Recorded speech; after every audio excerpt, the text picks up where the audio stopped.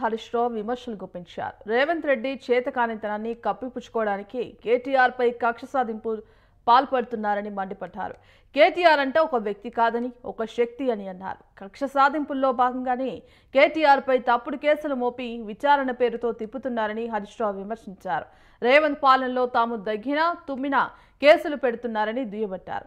ఎన్ని కేసులు పెట్టినా తలవంచే వ్యక్తి కేటీఆర్ కాదని, తెలంగాణ మొత్తం తన వెనుక నిలబడ్డ మహాశక్తి అని అన్నారు.